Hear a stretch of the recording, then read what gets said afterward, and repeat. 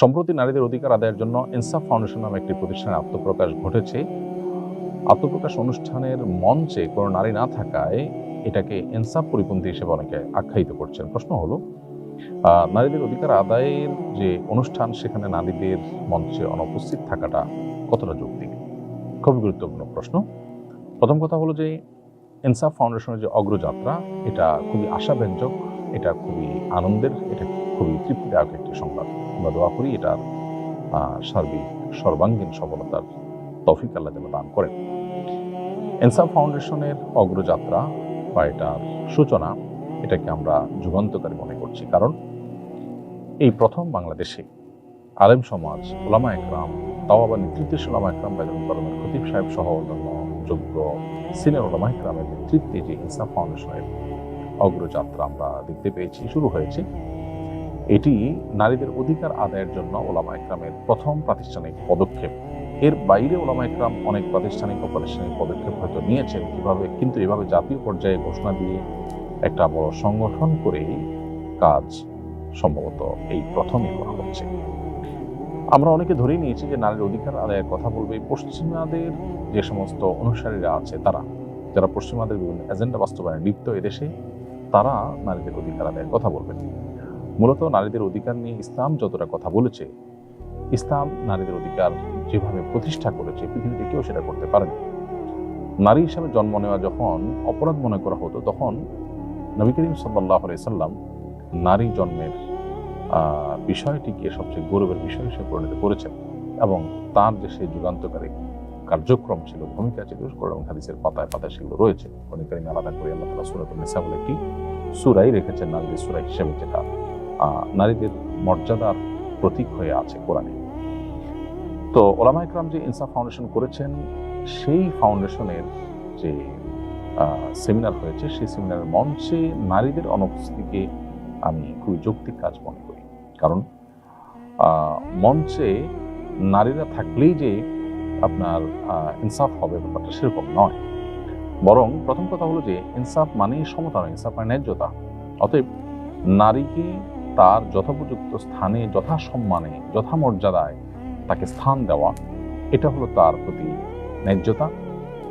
যে জায়গায় নারীর অবস্থানটা তার সম্মানকে আরো ছোট করবে, খাটো করবে, সমতার নাম দিয়ে যদি সেখানে নারীকে আনা হয়, তো আমি মনে করি সেটা নারীর জন্য আরো অপমান।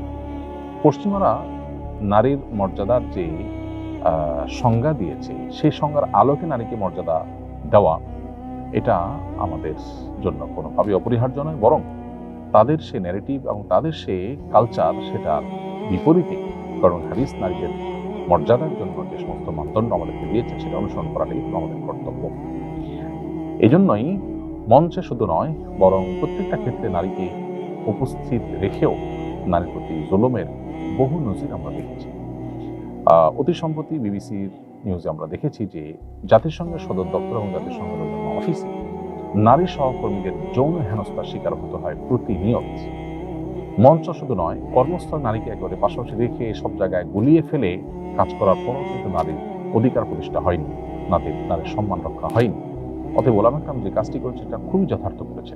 যেই অনুষ্ঠান নিয়ে সমালোচনা করছে এক শ্রেণীর ইসলাম বিদ্বেষী মহল, তাদেরকে আমি বলতে চাই যে ওলামা একরামের পরে আপনাদের অভিযোগ থাকে যে ওলামা একরাম সবসময় নারীদের বিরোধী, যদিও আপনাদের এরা মিথ্যা। কিন্তু নারীদের অধিকার প্রতিষ্ঠা করবার জন্য যখন ওলামা একরাম নেমেছেন, তখন আপনাদের সেটা অ্যাপ্রিসিয়েট করা দরকার ছিল। অ্যাপ্রিসিয়েট না করে সেটার ছিদ্র অনুসরণ করার চেষ্টা করা বা সেটাকে আপনাদের মতো করে দেখার চেষ্টা করা, এটা হলো সবচেয়ে বড় ভুল আপনাদের। ওলামা একরাম তারা ইনসাফ প্রতিষ্ঠা করবেন কোন হাদিসের আলোকে। নারীর অধিকারের জন্য তারা লড়বেন। এদেশ থেকে যৌতুককে নির্মূল করেছেন, বিদায় করেছেন ওলামা একরাম মসজিদের মিম্বর থেকে, মাহফিলের মঞ্চ থেকে। অতএব ওলামা একরাম নারীদের সবচেয়ে বড় শুভাকাঙ্ক্ষী, সেটা প্রতিষ্ঠিত সত্য। নতুন করে তাদের মঞ্চে নারীদেরকে রেখে তাদেরকে জাতীয় উঠবার প্রয়োজন নেই। আপনারা যারা নিজেরা নারীদের অধিকার আদায়ের নামে নারীদেরকে আরো অসম্মান করছেন, অপমান করছেন, আপনারা বরং আপনাদের অবস্থানকে পরিবর্তন করাটাকে আমি প্রয়োজনীয় মনে করছি। ইনসাফ ফাউন্ডেশনের অনুষ্ঠানে উপস্থিত একজন বোনের সোশ্যাল মিডিয়ায় একটা লেখা আমার চোখের সামনে এসেছে। তিনি পরিষ্কার করে জানিয়েছেন যে এই অনুষ্ঠানে নারীদেরকে রাজকীয় সম্মাননা দিয়ে তাদেরকে উপস্থিত করা হয়েছে এবং তারা অনুষ্ঠানের অংশ ছিলেন। তাদেরকে পর্দার সাথে সেখানে উপস্থিত হওয়ার, অনুষ্ঠানে উপভোগ করার এবং এর অংশী হওয়ার সুযোগ দেওয়া হয়েছে, তারা এর অংশীজন ছিলেন। বিধায় এই অনুষ্ঠানে নারীদের প্রতি অসম্মান হয়েছে বা বেইনসাফি হয়েছে এটা মনে করবার কোনো কারণ নেই। এই অনুষ্ঠান যারা করেছেন, যারা এই উদ্যোগ নিয়েছেন নারীদের অধিকার আদায় করার জন্য, প্রাতিষ্ঠানিক উদ্যোগ নিয়েছেন, তারা সমাজের প্রভাবক ব্যক্তিবর্গ, মসজিদের মেম্বার থেকে নিয়ে মাহফিলের মঞ্চ পর্যন্ত বিভিন্নভাবে তারা নারীদের অধিকার প্রতিষ্ঠা করার জন্য কাজ করতে পারবেন। সন্দেহাতীতভাবে এটা ইতিবাচক একটা দিক। আল্লাহ তাআলা তাদেরকে সফল করুন, আমরা সে দোয়া করি। এবং যারা অহেতুক সমালোচনা করছেন আল্লাহ তাআলা তাদেরকে হেদায়েত দান করুন। বড় ছেলে আমাদের খোঁজ খবর নেয় না এবং আমাদের সাথে ভালো আচরণও করে না, তাই আমি আমার সমুদয় সম্পত্তি ছোট ছেলেকে দিয়ে যেতে চাই। এটা কি আমার জন্য ঠিক হবে? শরীয়ত কি আমাকে অধিকার দেয়? সন্তানদের মধ্যে যে সমতা বজায় রাখা সম্পদ দেওয়ার ক্ষেত্রে এটা অনেক উলামা ইকরামের মধ্যে ওয়াজিব। কারণ নবী করিম সাল্লাল্লাহু আলাইহি ওয়াসাল্লাম এক সাহাবী ক্ষেত্রে যখন হেরফের করেছেন তাকে কিন্তু তিনি ভর্ৎসনা করেছেন এবং তিনি নির্দেশ করেছেন আ'দিলু বাইনা আওলাদিকুম ইত্তাকুল্লাহ ওয়া'দিলু বাইনা আওলাদিকুম, তোমরা আল্লাহকে ভয় করো, তোমাদের সন্তানদেরকে কিছু দেওয়ার ক্ষেত্রে তোমরা সমতা বজায় রাখো এবং ইনসাফ করো। এর বিপরীতে ফুকাহায়ে আহনাফের মতে এটি উত্তম, তবে ওয়াজিব বা ফরজ নয়।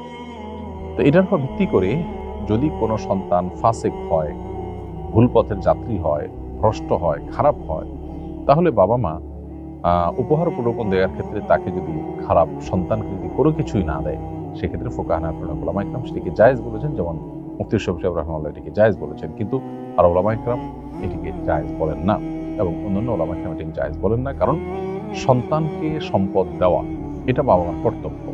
আল্লাহ তাআলা যে হিস্সা ঠিক করে দিয়েছেন সেটা আল্লাহর দেওয়ার নির্ধারণ, আল্লাহ ঠিক করে দিয়েছেন। অতএব এটা ফরজিয়াতুম মিন আল্লাহ, আল্লাহর নির্ধারণ, এটাকে লঙ্ঘন করার কোনো সুযোগ বাবার নেই।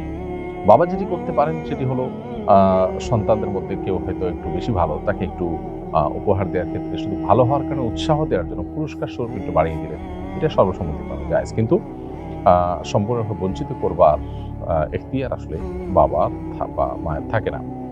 কারণ আল্লাহ এখানে নির্ধারণ করে দিয়েছেন, আল্লাহ তাআলা সম্পত্তি থেকে মাহরুম করবার অপশন রেখেছেন যদি কাফের হয়ে যায় সন্তান, মোরতাদ হয়ে যায় সেই ক্ষেত্রে।